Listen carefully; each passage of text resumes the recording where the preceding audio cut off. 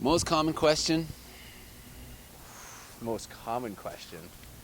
The most common concern that people have. A common question that I get from guests is, They always want to know what the classification is. What kind of wildlife we're going to see on the river. What's a mountain snake? I guess, do we see wildlife on the river is one of them.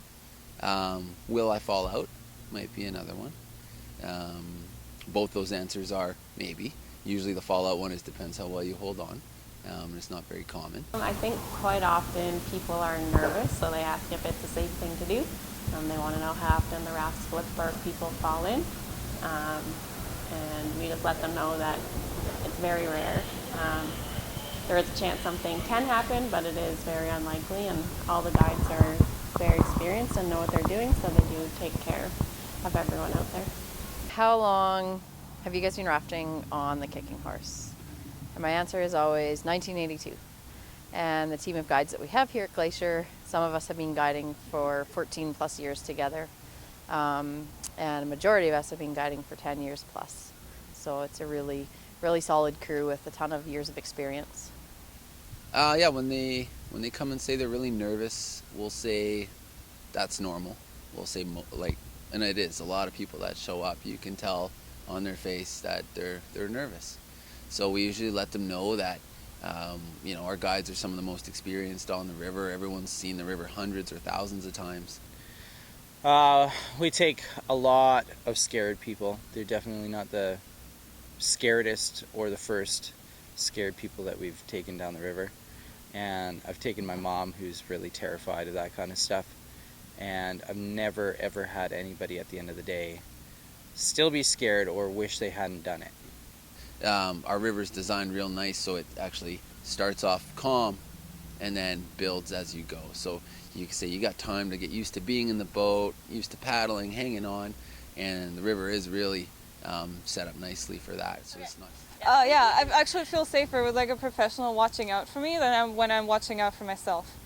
I don't really know how safe I am when it's just me.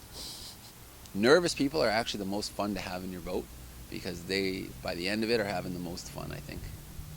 Do you need any experience? A lot of people are concerned that the river might be too advanced for them and they have no prior experience. And our job is to reassure them that anyone can come and do it, and it's for all abilities and all skill levels. And I've been asked if the river goes in a circle quite often.